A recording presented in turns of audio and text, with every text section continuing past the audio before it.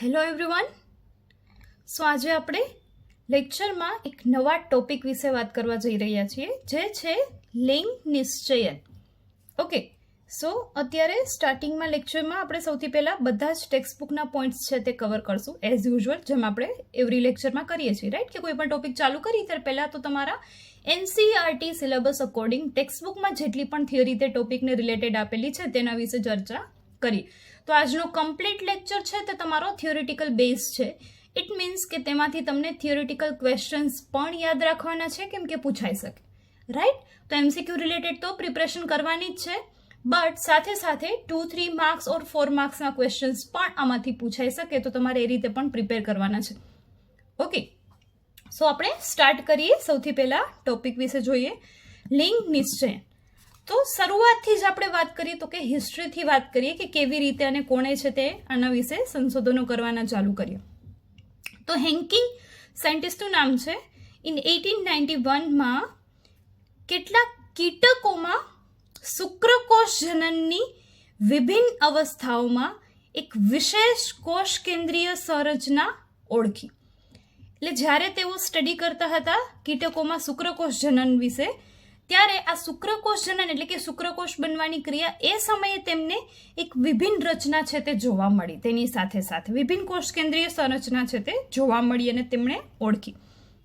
અને સાથે તેઓએ એ પણ જોયું કે 50% શુક્રકોષમાં શુક્રકોષ જનન પછી આ સંરચના જોઈ શકાય છે, જ્યારે બાકીના 50%માં આ સંરચના જોવા મળતી નથી. એટલે કે જેટલા શુક્રકોષો બને છે આફ્ટર શુક્રકોષ જનન, તો એમાં 50%માં આવી રચના કંઈક જોવા મળતી હતી, જ્યારે બાકીના 50% શુક્રકોષમાં એવું કંઈ જોવા મળતું ન હતું. તો હેન્કિંગે આ સંરચનાને શું નામ આપ્યું? એક્સ કાય, જેને ઇંગ્લિશમાં એક્સ બોડી કહેવાય. તો તેવું કંઈક નામ આપ્યું, પરંતુ તે તેના મહત્વને સમજાવી ન શકે. એટલે તેમને આવી કોઈ નવી વસ્તુ તો મળી રિસર્ચમાં, પરંતુ એ ત્યાં શું કામે હાજર છે, તેનું કાર્ય શું છે, તેના વિશેની કોઈ વધારાની માહિતી છે તેઓ આપી શક્યા નહીં. ત્યારબાદ થયેલ સંશોધનો દ્વારા ખ્યાલ આવ્યો કે તે એક્સ રંગસૂત્ર છે.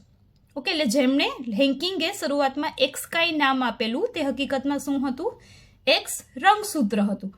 ક્લિયર? પણ તેઓ તેના વિશેની કોઈ માહિતી આપી ન શક્યા. એટલે ફર્ધર તેમના આવા કન્ક્લુઝન ઉપરથી ધીમે ધીમે રિસર્ચ આગળ વધ્યા કે આ છે શું, આવું શુક્રકોષ જનનમાં આવું જોવા મળે છે એક્સ કાય કરીને, તો તે શું છે? તો છેલ્લે ખબર પડી કે તે એક પ્રકારનું રંગસૂત્ર જ છે, જેને નામ આપવામાં આવ્યું એક્સ રંગસૂત્ર. ઓકે, તો આમ એક્સ રંગસૂત્ર હેન્કિંગ દ્વારા શોધવામાં આવ્યું. એ શોધ તો તેમણે જ કરી, પરંતુ નામ છે તે પછીથી આપવામાં આવ્યું. બરાબર? કે શરૂઆતમાં આવી કોઈ વસ્તુ હાજર છે તેવું તો હેન્કિંગે જ કહેલું, એટલે તેમના દ્વારા શોધવામાં આવેલું. આમ લિંગી રંગસૂત્રો પ્રથમવાર મેકલુંગ નામના સાયન્ટિસ્ટ દ્વારા તીતી ઘોડામાંથી શોધવામાં આવ્યા હતા. આ તમારે MCQ માટે પોઈન્ટ યાદ રાખવા માટે અહીં લખેલો છે. ક્લિયર? તો આ લિંગ નિશ્ચયની હિસ્ટ્રી વિશે આપણે કંઈક વાત કરી. તો તમને આ પણ MCQમાં પૂછાય કે હેન્કિંગે સૌ પ્રથમ એક્સ રંગસૂત્રને કયું નામ આપેલું હતું? તો એક્સ કાય. ઓકે, હવે મુખ્યત્વે લિંગ નિશ્ચયન છે તે બે પ્રકારના હોય છે. XO અથવા X0 પણ આપણે કહી શકીએ, અને XY.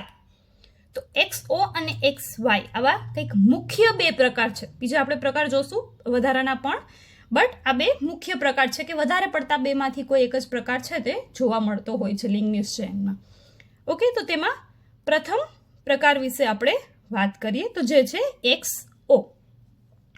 હવે XO પ્રકાર છે તે શેમાં જોવા મળે? તો પહેલા તો આપણે ઉદાહરણની વાત કરીએ, તો તે કીટકોમાં જોવા મળે છે, જેના ઉદાહરણ છે કીટકો વનસ્પતિમાં પણ જોવા મળે. તો કીટકોમાં પહેલા ઉદાહરણ છે તીતીઘોડો, સ્ક્વોશ બગ, એનાસા, વંદો, કરમ્યુ અને અમુક વનસ્પતિઓ જેવી કે ડાયોસ્કોરિયા સિન્યુલેટા અને વેલેસ્નેલિયા સ્પાઇરાલિસ. તો આવી કંઈક સાયન્ટિફિક નેમ છે. તો આવી કંઈક વનસ્પતિઓ અને કીટકોમાં XO પ્રકારનું લિંગ નિશ્ચયન છે તે જોવા મળે છે. હવે તે શું છે તેના વિશે વાત કરીએ તે પહેલાં ઉદાહરણ છે તો તમારે યાદ રાખવાના રહેશે MCQ માટે પણ. બરાબર? આમાંથી તમને કોઈ પણ એક ઉદાહરણ આપીને પૂછેલું હોય કે આ પ્રાણી અથવા તો આ વનસ્પતિ અથવા તો આ કીટકોમાં નીચેનામાંથી કયા પ્રકારનું લિંગ નિશ્ચયન જોવા મળે છે. ક્લિયર? તો તમારે XO યાદ રાખવાનું. ઓકે, હવે આ છે શું XO? તો આ પ્રકારનું લિંગ નિશ્ચયન જેમાં હોય તેમાં માદા છે તેમાં દૈહિક રંગસૂત્રો તો હશે જ, તે સિવાયના લિંગ નિશ્ચયન કરતા રંગસૂત્રો ક્યાં ક્યાં હશે? તો કે માદામાં XX રંગસૂત્રો, જેમ કે આપણે માણસમાં પણ જોવા મળે કે માદામાં દૈહિક રંગસૂત્રો પ્લસ XX, એટલે કે એક જોડ હોય X રંગસૂત્રની. પરંતુ અહીં XO પ્રકારમાં નર છે તેમાં દૈહિક રંગસૂત્રોની સાથે X રંગસૂત્ર હશે, બીજું રંગસૂત્ર કોઈ હશે નહીં. એટલે તમે એને 0 પણ કહી શકો, કોઈ નહીં હોય, બરાબર, અથવા તો XO પ્રકાર. તો ફક્ત એક જ X રંગસૂત્ર હાજર હોય તો તે નર કહેવાશે, જ્યારે 2 X રંગસૂત્રો હાજર હશે તો તેને માદા કહેવાશે. ક્લિયર? તો આવા 2 પ્રકાર છે રંગસૂત્રોમાં જોવા મળશે. પણ અહીં તમે એક વસ્તુ જોઈ શકો છો કે Y રંગસૂત્ર કે કોઈ બીજા પ્રકારનું રંગસૂત્ર હાજરી દર્શાવતું નથી. એટલે જો 2 X રંગસૂત્ર જોવા મળે તો તેને માદા કહેવામાં આવે છે, એક જ X રંગસૂત્ર હોય તો તેને નર કહેવામાં આવે છે. આ પ્રકાર છે X0 પ્રકાર. ઓકે, એટલે કે આપણે એવું કહી શકીએ કે માદામાં આ પ્રકારના જન્યુઓનું નિર્માણ થાય તો કે 2A પ્લસ XX, એ એટલે કે ઓટોઝોમ્સ, દૈહિક રંગસૂત્રો, બરાબર. તો એના 2 જન્યુ બને, એટલે દૈહિક રંગસૂત્ર પ્લસ X રંગસૂત્ર, દૈહિક રંગસૂત્ર પ્લસ X રંગસૂત્ર. તો કેવા જન્યુઓ મળે છે? સમજન્યુક, સમાન જન્યુ, બંને સમાન મળ્યા. પરંતુ જ્યારે નર છે તે વિષમ જન્યુક હોય છે, એટલે એક જન્યુ બનશે દૈહિક રંગસૂત્રો પ્લસ O, એટલે કે 0. અહીં કાંઈ નથી, બરાબર, એક પણ રંગસૂત્ર નથી. જ્યારે બીજું છે દૈહિક રંગસૂત્રો પ્લસ X રંગસૂત્રો. તો અહીં 2 જન્યુ છે તે તમે જોઈ શકો છો કે અલગ અલગ પ્રકારના છે, એટલે કે આપણે તેને કહેશું વિષમ જન્યુ. તો XO પ્રકારમાં હંમેશા માદા છે તે સમજન્યુક હોય, કેમ કે તેમાં X રંગસૂત્રની જોડ આવેલી હોય. જ્યારે નર છે તે હંમેશા વિષમ જન્યુક હોય, કેમ કે તેમાં એક જ X રંગસૂત્ર છે, બીજું રંગસૂત્ર આવેલું હોતું નથી. ક્લિયર? તો આ આપણે વાત કરી XO પ્રકારના લિંગ નિશ્ચયનની, કે જે મુખ્ય પ્રકાર છે. તેના સિવાયનો હવે બીજો પ્રકાર છે તે આપણે જોઈએ XY પ્રકાર. તો XY પ્રકાર છે તે મનુષ્યમાં પણ જોવા મળે છે, તે તમને લોકોને ખ્યાલ જ છે. પરંતુ મનુષ્યમાં લિંગ નિશ્ચયન આપણે અલગથી ભણીશું ટોપિક, એ તમને 3 માર્કમાં પણ ક્વેશ્ચન પૂછાતો હોય છે અને તમારી ટેક્સ્ટ બુકમાં આપેલું પણ છે, રાઈટ. તો અત્યારે આપણે જસ્ટ પ્રકાર વિશે જ વાત કરીએ. તો કે બીજો પ્રકાર છે XY પ્રકારનું લિંગ નિશ્ચયન. હવે ઘણા કીટકો અને મનુષ્ય સહિત સ્તનધારીઓમાં આ પ્રકારનું લિંગ નિશ્ચયન છે તે જોવા મળે છે. અહીં શું જોવા મળે? તો કે માદા છે તે સમજન્યુક હોય છે, એટલે કે માદામાં કયા રંગસૂત્રો હશે? દૈહિક તો હશે, તેની સાથે XX. અને નર છે તે વિષમજન્યુક હોય છે. તો XOમાં પણ નર વિષમજન્યુક હતો, પરંતુ ત્યાં એક જ X રંગસૂત્ર હતું, જ્યારે અહીં નરમાં રંગસૂત્રો હશે X અને Y. બંને અલગ છે એટલે જન્યુઓ તો વિષમજન્યુક જ બનશે, એકબીજાથી અલગ જ બનશે. પરંતુ અહીં 2 પ્રકારના રંગસૂત્રો નરમાં પણ હશે, XY. જ્યારે માદા છે તે સમજન્યુક જ હોય, એટલે કે તેમાં XX રંગસૂત્ર જ હોય. તો જોઈએ આપણે, જેમ કે માદા 2A પ્લસ XX, એટલે કે દ્વિકીય દૈહિક રંગસૂત્રો તો હશે, તેની સાથે લિંગી રંગસૂત્રની જોડ કઈ હશે? તો કે XX, એટલે તેના જન્યુઓ કંઈક આવા બને A plus X, A plus X, એટલે કે દૈહિક રંગસૂત્રો પ્લસ એક લિંગી રંગસૂત્રો, દૈહિક રંગસૂત્રો પ્લસ એક લિંગી રંગસૂત્રો. એટલે કેવા જન્યુઓ મળ્યા? સમાન, તો કે સમજન્યુક. એટલે માદા હંમેશા કેવા હશે? સમજન્યુ. જ્યારે નરમાં 2A પ્લસ XY જન્યુઓ, એટલે કે અહીં નર છે તેમાં લિંગી રંગસૂત્રો ક્યાં હાજર હોય? X અને Y. તો કે દૈહિક રંગસૂત્રોની સાથે દ્વિકીય દૈહિક રંગસૂત્રોની સાથે લિંગી રંગસૂત્રોની જોડ હોય છે X અને Y. તો તેના 2 જન્યુઓ કેવા બનશે? A plus X, A plus Y. તો આમ તે નર છે તે કેવા બનશે? વિષમજન્યુ, કેમ કે બંને જન્યુઓ અલગ અલગ બન્યા, એકમાં X છે તો બીજામાં Y છે. અહીં બંને જન્યુઓ કેવા છે? માદામાં સમાન છે, એટલે તે સમજન્યુ કહેવાશે. જ્યારે નરમાં બંને જન્યુઓ અલગ છે એટલે તે વિષમજન્યુ કહેવાશે. ક્લિયર? તો આમ આવી રીતે મુખ્ય 2 પ્રકારની આપણે વાત કરી, XO પ્રકાર અને XY પ્રકાર, અથવા તો X0 પણ કહી શકીએ, કેમ કે બીજું રંગસૂત્ર ના હોય, રાઈટ. તો તેને 2 રીતે કહેવામાં આવે છે. ઓકે, હવે આપણે આ 2 મુખ્ય પ્રકાર તો જોયા કે જે ફ્રિકવન્ટલી જોવા મળતા હોય છે કોઈ પણ સજીવમાં. તેના સિવાયના આપણે હવે એક પ્રકારની વાત કરશું કે જે છે પક્ષીઓમાં લિંગ નિશ્ચય. આ પ્રશ્ન, હવે જો આજના લેક્ચરમાં આપણે બધા જ તમારી ટેક્સ્ટ બુકના ટોપિક વિશે વાત કરી રહ્યા છીએ, અહીં કોઈ હમણાં આપણે એક્સ્ટ્રા ટોપિક છે તે જોતા નથી, એટલે બધા તમારી થિયરી માટે પણ ઇમ્પોર્ટન્ટ છે. એટલે થિયોરિટિકલ ફૂલ લેન્થ ક્વેશ્ચન્સ છે તે મેં અહીં લખેલા છે, એટલે તમને ખ્યાલ આવે કે તમારે થિયરીમાં પૂછાય તો કેટલું લખવું. ઓકે, સો હવે પક્ષીઓમાં લિંગ નિશ્ચયની આપણે વાત કરીએ તો હવે આ પ્રશ્ન તમને અલગથી પણ પૂછાતો હોય છે કે પક્ષીઓમાં લિંગ નિશ્ચય જણાવો. 2 માર્ક્સમાં પૂછાતો હોય છે, રાઈટ. સિમ્પલ છે, તમારે યાદ રાખવાનું રહેશે. તો સૌપ્રથમ આપણે ચર્ચા કરીએ પહેલાં તો અહીં પણ કેવી રીતે જોવા મળે છે નર અને માદામાં શું ભેદ હોય છે રંગસૂત્રોની બાબતમાં. તો આ પ્રક્રિયામાં રંગસૂત્રની કુલ સંખ્યા નર અને માદા બંનેમાં સરખી હોય છે, એટલે કે કોઈ રંગસૂત્ર મિસિંગ નથી. જેમ કે XOમાં હતું કે માદામાં 2 X રંગસૂત્ર હોય, જ્યારે નરમાં એક જ X હોય, બીજું કોઈ હોતું જ નથી રંગસૂત્ર. એટલે સંખ્યા પણ કેવી થઈ રંગસૂત્રની અલગ અલગ થઈ ને બંનેમાં. અહીં પક્ષીઓમાં એવું નથી હોતું, બંનેમાં રંગસૂત્રોની સંખ્યા તો સમાન જ હશે. માદા દ્વારા લિંગી રંગસૂત્રો દ્વારા 2 ભિન્ન પ્રકારના જન્યુઓનું નિર્માણ. અહીં ઉલટું છે. જેમ કે અત્યાર સુધી બંનેમાં આપણે શું જોયું કે માદા છે તે સમજન્યુક હોય, કેમ કે બેયમાં XX જોડ હોય, એટલે કે સમાન જ બંને જન્યુઓ બનશે.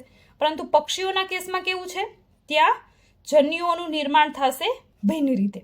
એટલે કે માદામાં શું જોવા મળશે, વિષમ યુગ્મતા જોવા મળે છે, જ્યારે નરમાં સમજન્યુ જોવા મળશે, એટલે કે નરના જન્યુઓ છે તે સમાન જોવા મળશે.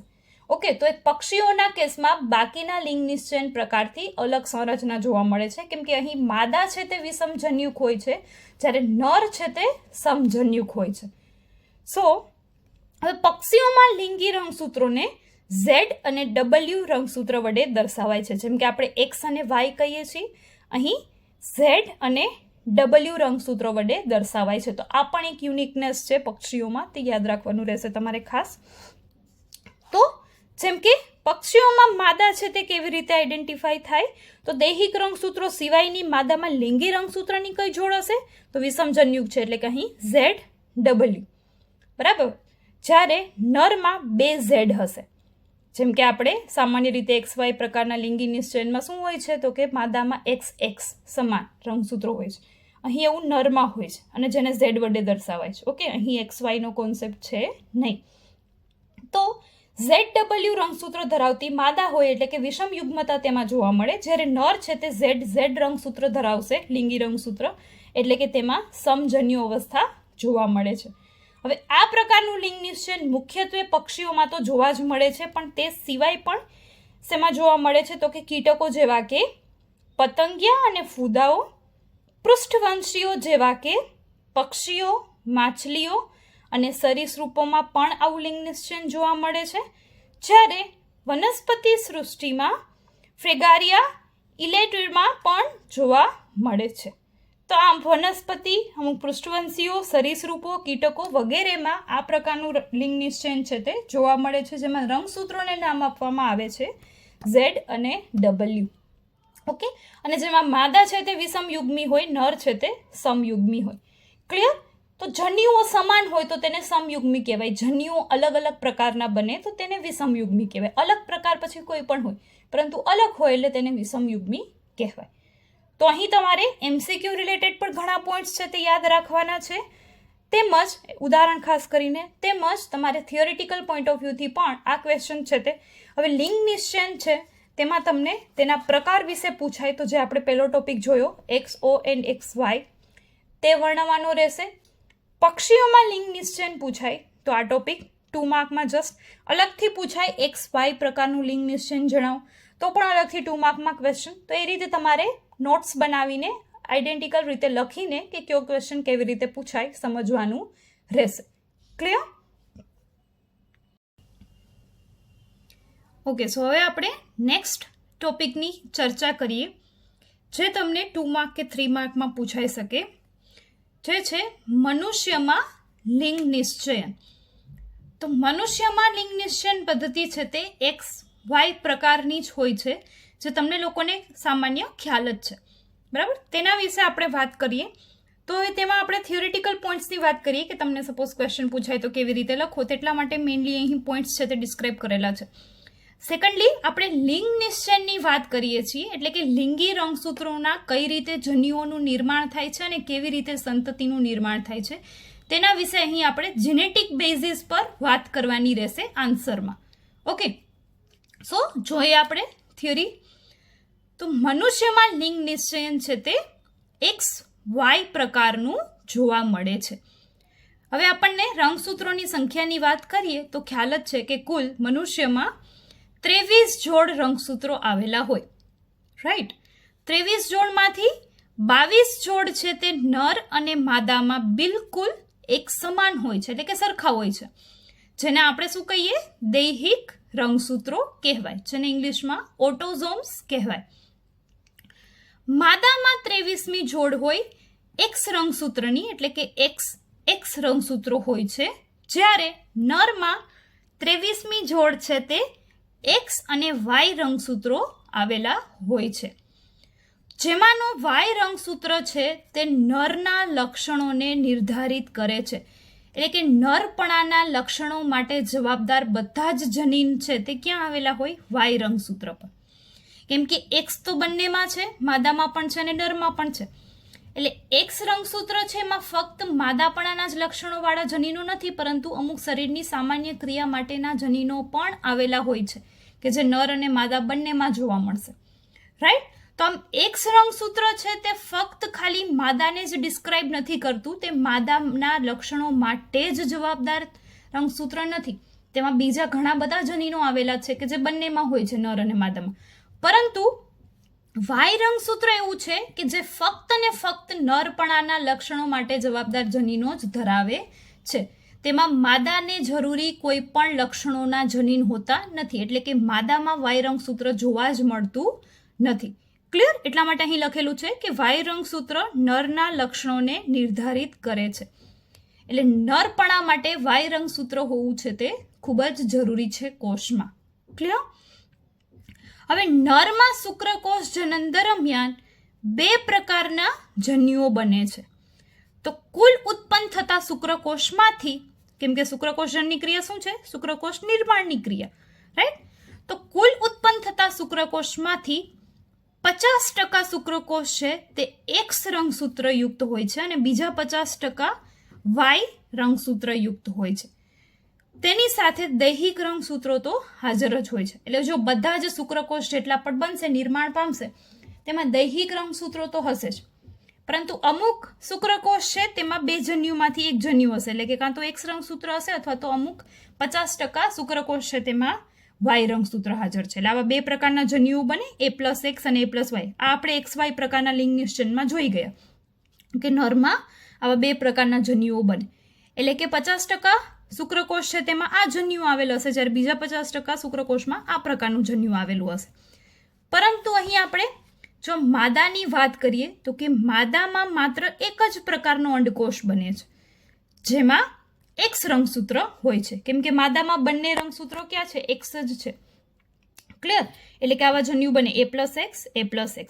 તો એનો મતલબ અંડકોષમાં આમાંથી કોઈ પણ જન્યુ જાય, બરાબર, રંગસૂત્ર તો કયું આવશે, એક્સ જ આવશે. એટલે કે માદામાં માત્ર એક જ પ્રકારનો અંડકોષ બને. અહીં જેમ કે શુક્રકોષ 2 પ્રકારના બને છે, એક્સ રંગસૂત્રયુક્ત અને વાય રંગસૂત્રયુક્ત, તેવું અંડકોષમાં બનતું નથી. અંડકોષનો પ્રકાર તો કેવો હોય છે, એક જ હોય છે, જેમાં એક્સ રંગસૂત્ર હાજર હોય, બરાબર.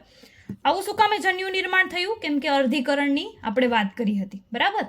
શું કામે અર્ધીકરણ થાય, તો કે શુક્રકોષમાં ફક્ત એક જ જોડ હોય રંગસૂત્રની, જોડમાંનું એક જ રંગસૂત્ર હોવું જોઈએ, અને અંડકોષમાં પણ જોડમાંનું એક જ રંગસૂત્ર હોવું જોઈએ. તો જ્યારે શુક્રકોષ અને અંડકોષનું ફલન થાય ત્યારે જે પ્રથમ કોષ એટલે કે યુગ્મન જ બને ફલનની ક્રિયા પછી, તેમાં એક જોડ છે તે બની જાય. ક્લિયર? એટલા માટે આવા જન્યુઓ છે તેનું નિર્માણ થાય.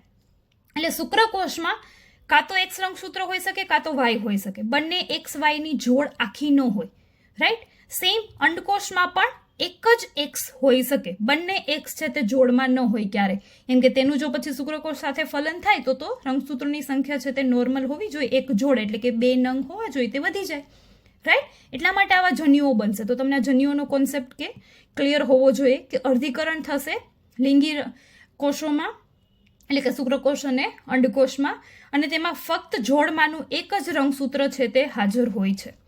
ક્લિયર? તો નરમાં એક્સ અને વાય આવા 2 પ્રકારના લિંગી રંગસૂત્રો જોવા મળે, એટલે કે તેના જે જન્યુઓ બનશે નરમાં, એટલે કે શુક્રકોષ બનશે, તેમાં ફક્ત કાં તો એક્સ રંગસૂત્ર હોય અથવા તો વાય હોય, બંને એકી સાથે હાજર નહીં હોય. એટલે કે 50% શુક્રકોષ એવા બનશે જેમાં એક્સ હાજર હશે, જ્યારે 50% શુક્રકોષ એવા બનશે જેમાં વાય રંગસૂત્ર હાજર હોય. પરંતુ અંડકોશમાં તો એવા કોઈ ચાન્સ છે નહીં, કેમ કે ફક્ત એક્સ જ આવેલ હોય. તો કે કોઈ પણ જન્યુ છે તે આવશે. અંડકોશ તો કેવું બનશે? એક્સ રંગસૂત્રયુક્ત જ બનશે. તો આમ આપણે ફલનની જો વાત કરીએ તો અંડકોશમાં, એટલે કે જે એક્સ રંગસૂત્રયુક્ત છે, એક્સ અથવા વાય પ્રકારના રંગસૂત્રોથી શુક્રકોષનું ફલન થવાની સંભાવના સરખી રહે છે. એમ કે એક્સ રંગસૂત્ર ધરાવતા અને વાય રંગસૂત્ર ધરાવતા શુક્રકોષો કેવા છે? 50-50%. એટલે બેમાંથી કોઈ પણ પ્રકારના શુક્રકોષ દ્વારા ફલન થવાની સંભાવના પણ કેવી રહે? 50%, એટલે કે સરખી રહેશે. બરાબર. હવે જો અંડકોષનું ફલન છે તે એક્સ પ્રકારના શુક્રકોષ દ્વારા થશે તો યુગ્મનજ એટલે કે ફલિતાંડ છે તે માદામાં વિકસિત થશે. શું કામે? કેમ કે અંડકોષમાં તો એક્સ હતો જ, એક્સ રંગસૂત્ર હતું જ, પણ શુક્રકોષ પણ ફલન માટે એવો આવ્યો કે જેમાં એક્સ રંગસૂત્ર હાજર છે. એટલે યુગ્મનજમાં કેવી જોડ થઈ ગઈ રંગસૂત્રની? X x. એટલે કે આ યુગ્મનજમાંથી જે બાળક બનશે તેનું રંગસૂત્રની જોડ કેવી બનશે? X x. એટલે એ બાળક છે તે કયું બનશે? જાતીય, તો કે માદા બનશે. અને જો અંડકોષનું ફલન છે તે વાય પ્રકારના શુક્રકોષના ફલનથી થશે તો યુગ્મનજ દ્વારા શું બનશે? તો કે નર સંતતિ જન્મ લે છે. શું કામે? તો અહીં ફરી પાછું અંડકોષમાં તો એક્સ જ છે, પરંતુ રંગસૂત્ર કેવું, શુક્રકોષ કેવું આવ્યું? વાય પ્રકારનું રંગસૂત્ર ધરાવતું હોય તેવું. એટલે કે જોડ કેવી થઈ ગઈ યુગ્મનજમાં? એક્સ અને વાય. તો આવા યુગ્મનજ એટલે કે ફલિતાંડમાંથી જે બાળકનો વિકાસ થશે તે બાળક જાતીય કેવું હશે? નર સંતતિ હશે. ક્લિયર? તો આથી સ્પષ્ટ છે કે શુક્રકોષની આનુવંશિક સંરચના જ શિશુનું લિંગ નિશ્ચયન કરે છે. એટલે કે શુક્રકોષ કેવા પ્રકારનો છે નરમાં, તેના આધારે જ નવું આવનાર બાળક છે તે લિંગમાં એટલે કે જાતિમાં કેવું બનશે તે નક્કી થાય છે. એટલે કે આનુવંશિકતા, બાળક છે તે નર હશે કે માદા હશે, એટલે કે ગર્લ ચાઇલ્ડ હશે કે બોય ચાઇલ્ડ હશે, તે ઓલવેઝ ડિસાઇડ થશે શુક્રકોષના પ્રકાર દ્વારા, કે જે પ્રકારના શુક્રકોષ દ્વારા અંડકોષનું ફલન થશે તેવા પ્રકારનું બાળક છે તે જન્મ લે છે. તો જેમ કે આપણે એક સંકરણમાં જોતા હતા તેવો પ્રયોગ છે તેના વિશેની વાત કરીએ, જેમ કે પેરેન્ટલ તરીકે પિતા અને માતા. તો પિતા એટલે તેમાં રંગસૂત્રો ક્યાં હોય? એક્સ અને વાય. માતા છે તો તેમાં હશે એક્સ એક્સ. હવે સેમ જેમ આપણે એક સંકરણ પ્રયોગમાં મેન્ટલના કરતા હતા તેવી જ રીતે આ એક્સ છે તેને બંને એક સાથે લખવાના અને વાય છે તેને પણ બંને એક સાથે. તો એક્સ એક્સ, ફરી પાછું એક્સ અને એક્સ, વાય એક્સ, એટલે આપણે લખી એક્સ વાય પણ શકીએ, ફરી પાછું વાય અને એક્સ એટલે કે એક્સ વાય. તો અહીં તમે જોઈ શકો છો કે 4 પ્રકારની સંભાવના છે. એટલે કે તેમાં એક્સ એક્સ હશે તો તે શિશુ કોણ હશે? માદા હશે, એટલે કે 50% ચાન્સીસ. અને નર એક્સ વાય રંગસૂત્રો જો હશે તો તે નર શિશુ તરીકે જન્મ લેશે. એટલે આમ ગર્લ ચાઇલ્ડ હોવું કે બોય ચાઇલ્ડ હોવું તેના ચાન્સીસ કેટલા રહે? 50-50%. ક્લિયર? તો હવે અહીંયા આપણને સ્ટડી પરથી આ એક વાત સ્પષ્ટ થાય છે કે બાળક છે તે જાતીય નર હશે કે માદા, તેનો સંપૂર્ણપણે છે તે ભાગ કોણ ધરાવે છે? શુક્રકોષ. ક્લિયર? એટલે કે અહીં આપણે વાત કરીએ જેમ કે ઘણી બધી સમાજમાં હાલના સમયમાં પણ જાગૃતતા નથી આવેલી, એટલે ઘણી જગ્યાએ ગર્લ ચાઇલ્ડના જન્મ પર માતાને જવાબદાર ઠેરવવામાં આવે છે અને તેની ઘણી બધી યાતનાઓ આપવામાં આવતી હોય છે. હાલના સમાજની આપણે વાત કરી, ઘણું એડવાન્સ થઈ ગયેલું છે, છતાં પણ હજી અમુક વિસ્તારો એવા છે કે જ્યાં કોઈ પણ જગ્યાએ જો દીકરીનો જન્મ થાય તો તેને માતાને દોષિત ગણવામાં આવે છે અને તેના વિશે દુર્વ્યવહાર કરવામાં આવે તેની સાથે, રાઈટ? અથવા તો બાળકીને જન્મતા વેત જ મારી પણ નાખવામાં આવતી હોય છે ઘણી જગ્યાએ. તો આના પરથી આપણને એક વસ્તુ સ્પષ્ટ થાય કે બાળક છે તે જાતિમાં કેવું જન્મશે તેનો સંપૂર્ણપણે આનુવંશિકતાનો આધાર છે તે નર ઉપર રહેલો છે. એટલે કે માતાનો તેમાં કોઈ પણ ભાગ ભજવાતો નથી. માતા દ્વારા બાળકનું સંતાનનું આનુવંશિકતા છે તે નક્કી થતી નથી, કેમ કે માતાના અંડકોષમાં તો એક્સ રંગસૂત્ર જ હોય છે, પરંતુ નરના શુક્રકોષ છે તે 2 પ્રકારના હોય છે અને તેમાંથી કયા પ્રકારનું શુક્રકોષ છે તે અંડકોષને ફલન કરે છે, ફલિત કરે છે, તેના ઉપર બાળકની જાતિનો આધાર રાખતો હોય છે. એટલે બાળક છે તે નર થવું કે માદા થવું તે સંપૂર્ણપણે પિતા એટલે કે નર સાથે જવાબદાર છે. અહીં માતાનો કોઈ પણ રોલ હોતો નથી. ક્લિયર? નેક્સ્ટ આપણે ટોપિક વિશે વાત કરીએ જે આજના ચેપ્ટરનો લાસ્ટ ટોપિક છે, જે છે મધમાખીમાં લિંગ નિશ્ચયન. ઇમ્પોર્ટન્ટ ટોપિક છે આ પૂછાતો પણ હોય છે ને ઘણીવાર પૂછાઈ ગયેલ પણ છે. 3 માર્ક્સમાં પૂછાઈ શકે અથવા તો 2 માર્ક્સમાં પણ પૂછાઈ શકે આ ક્વેશ્ચન, લેન્ધી પેપર હોય તો, રાઈટ. હવે તેનું બીજું પણ નામ છે, આપણે તેને કહી શકીએ એકકીય દ્વિકીય લિંગ નિશ્ચયન પદ્ધતિ, અથવા તો તેને ઇંગ્લિશમાં કહેવાય હેપ્લોડિપ્લોઇડ. હેપ્લોઇડ એટલે એકકીય, ડિપ્લોઇડ એટલે દ્વિકીય. તો હેપ્લોડિપ્લોઇડ પદ્ધતિ વર્ણો એવું પૂછાય તો પણ સેમ આન્સર દેવાનો રહેશે. જ્યારે એકકીય દ્વિકીય લિંગ નિશ્ચયન પદ્ધતિ વર્ણો તો પણ મધમાખીનું ઉદાહરણ આપીને આ જ ટોપિક સમજાવવાનો રહેશે. અને ડાયરેક્ટલી પૂછાય કે મધમાખીમાં લિંગ નિશ્ચયન વર્ણો તો પણ આ સેમ આન્સર જ આપવાનો રહેશે. ઓકે, તો વાત કરીએ ટોપિક વિશે. તો મધમાખીમાં લિંગ નિશ્ચયન છે તે વ્યક્તિગત પ્રાપ્ત કરેલા રંગસૂત્રના સમૂહની સંખ્યા ઉપર આધારિત છે. એટલે કે કયા પ્રકારના રંગસૂત્ર છે તે તેમાં આવ્યા નવી સંતતિમાં, તેના આધારે તે નક્કી થશે કે લિંગ છે તે કયું છે, એટલે કે નર છે કે માદા છે. તો હવે સંતતિ શુક્રકોષ અને અંડકોષના જોડાણથી બને, એટલે કે ફલન થાય. જો અહીં અલગ કોન્સેપ્ટ છે એટલે જ ટોપિક અલગથી ભણીએ છીએ આપણે, રાઈટ. તો ધ્યાન આપજો. જો સંતતિ છે તે શુક્રકોષ અને અંડકોષના જોડાણથી બને તો તે માદા તરીકે બનશે, માદા તરીકે વિકાસ. એટલે કે જો ફલન થશે તો જે સંતતિ બનશે તે શું બનશે? માદા બનશે. તો માદા 2 પ્રકારની જોવા મળે મધમાખીમાં, એક રાણી હોય અને બીજા છે તે કાર્યકર હોય, એટલે કે સેવકો જેને આપણે કહી શકીએ. તો રાણી છે તે એક જ હોય, ક્વીન. બીજા છે તે વર્કર્સ હશે, એટલે કે કાર્યકરો હશે, બીજી બધી માદા માખીઓ છે તે. અને જો અફલિત અંડકોષમાંથી અસંયોગી જનન દ્વારા વિકાસ પામે કોઈ પણ સંતતિ તો તે નર તરીકે વર્તશે. એટલે અહીં નર અને માદાપણા માટે ફલન છે તે ભાગ ભજવે છે. જો અંડકોષનું ફલન થાય શુક્રકોષ દ્વારા તો માદા બનશે. ક્લિયર? માદા 2 પ્રકારની હશે, તેના વિશે આપણે હમણાં વાત કરીએ, પરંતુ તો માદા બનશે એટલું યાદ રાખવાનું જો ફલન થાય તો. અને ફલન ન થાય એટલે કે અસંયોગી જનન દ્વારા જો સંતતિ નિર્માણ પામે વગર ફલને તો તે સંતતિ નરમાં પરિણમશે. ક્લિયર? જેને ડ્રોન કહેવાય ઇંગ્લિશમાં. ઓકે, તો આમ આપણે અહીં વાત કરી જેમ કે માદામાં ફલન થાય છે, બરાબર, શુક્રકોષ અને અંડકોષનું ફલન થાય છે. જ્યારે નર બનવા માટે ફલન છે તે થતું નથી, ડાયરેક્ટલી અંડકોષમાંથી જ વિકાસ થાય છે. તો આમ આપણે એવું કહી શકીએ કે અહીં નરમાં છે તે માદા કરતાં રંગસૂત્રોની સંખ્યા કેવી હોય? અડધી હોય.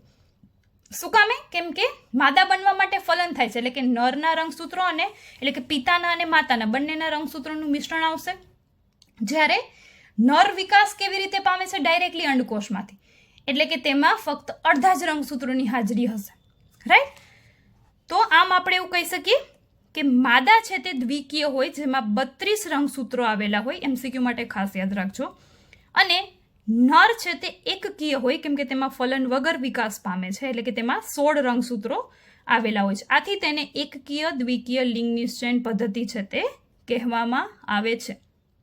ક્લિયર? માદા છે તે ફલનથી વિકાસ પામે, એટલે કે તેમાં ડબલ રંગસૂત્રો હશે જેની સંખ્યા છે 32 દ્વિકીય. જ્યારે નર છે તે વગર ફલને જન્મ લે છે, નર સંતતિ, એટલે કે તેમાં રંગસૂત્રો છે તે તેના અડધા હોય, એટલે કે 16 રંગસૂત્રો હોય. ક્લિયર? તો આથી તેને એકકીય દ્વિકીય લિંગ નિશ્ચયન પદ્ધતિ પણ કહેવામાં આવે છે. જેના ઉદાહરણ છે કીડીઓ, મધમાખીઓ અને ભમરાઓ વગેરેમાં આ પ્રકારે લિંગ નિશ્ચયન છે તે જોવા મળે છે. હવે આપણે પહેલાં જોઈ લઈએ કે કેવી રીતે લિંગ નિશ્ચયન. તો જેમ કે પિતૃઓ તરીકે માદા અને નર, બરાબર, એટલે કે માતા અને પિતા. હવે માદા છે તે કેવી હોય? દ્વિકીય હોય, જેમાં કેટલા રંગસૂત્રો હોય? 32. નર છે તે એકકીય હોય, કેટલા રંગસૂત્રો હોય? 16. ક્લિયર?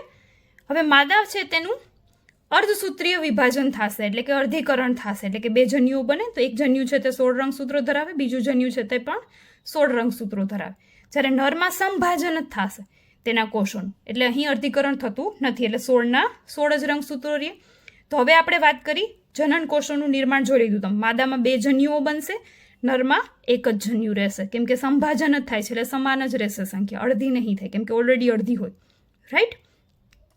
હવે જો આ માદાના જન્યુઓ છે એટલે કે અંડકોષ છે તેનું જો ફલન થાય, એટલે કે આ એક જનનકોષ અને અહીં નરનો જનનકોષ, તેમની વચ્ચે જો ફલન થાય, એટલે કે આ 16 રંગસૂત્રો અને આ 16 રંગસૂત્રો, તો 32 થઈ ગયા.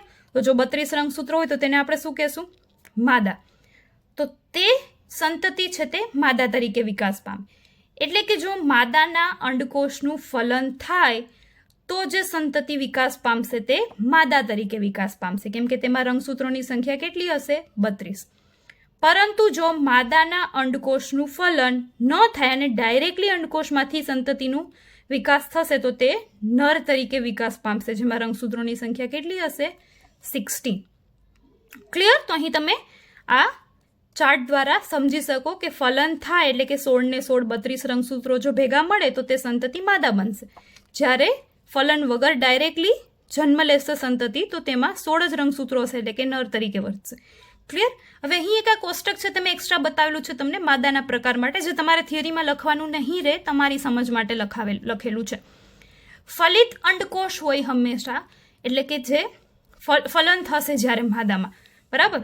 એટલે આપણે શું કીધું કે સંતતિ પણ કેવી જન્મ લેશે? ફલન થાય તો માદા જન્મ લેશે, બરાબર? એટલે કે સ્ત્રી, એટલે કે માદા સંતતિનો જન્મ થશે.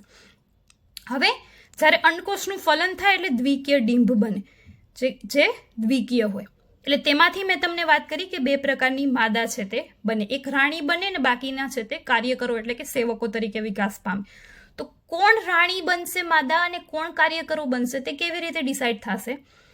તો કે જે ડિંભને, એટલે કે જે નવું બાળ સ્વરૂપ જન્મ લે છે, જે શરૂઆતમાં ડિંભ અવસ્થામાં હોય, તેમને જો ખોરાક તરીકે રોયલ જેલી મળે, એટલે કે મધ, બરાબર?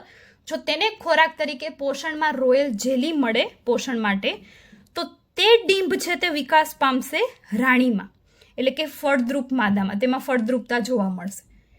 પરંતુ જો આવી રોયલ જેલી છે તે પોષણ માટે કોઈ પણ માદા બાળક છે, એટલે કે દ્વિકીય ડિંભ છે તેને નહીં મળે પોષણ માટે, એટલે કે ગેરહાજર હશે, તો તેનો વિકાસ થશે વંધ્ય માદા તરીકે, જેને કહેવાય કાર્યકરો, કે જે મધમાખીમાં આવી વ્યવસ્થા હોય છે કે જે મધપૂડાની સંરચના બનાવવા, એટલે જે તમે ખાનાવાળી જાળી જેવી રચનાઓ જોતા હો છો, આ બધું જે કન્ટિન્યુઅસ સાફ સફાઈ છે તે લોકો મધપૂડાની કરતા હોય છે, એટલે કે પોતાનું ઘરની, તેના માટે તો તેમનું ઘર જ છે, રાઈટ? તો તે બધા કામ કરવા માટે જવાબદાર માદા હોય તે કેવી હોય છે? વંધ્ય. તે કોઈ પણ સંતતિને જન્મ આપવા માટે સક્ષમ હોતી નથી. તો કેવી માદાનો જન્મ થશે તે કોના પર આધાર રાખશે? તો કે તેમને ખોરાકમાં મળેલ રોયલ જેલી પર. એટલે જ્યારે દ્વિકીય માદા ડિંભનો જન્મ થાય ત્યારે જો તેને પોષણ માટે રોયલ જેલી મળે તો તે રાણીમાં વિકાસ પામે, જ્યારે તેને જો પોષણ માટે રોયલ જેલી ન મળે તો તે બધા કાર્યકર તરીકે માદામાં વિકાસ પામશે. ક્લિયર?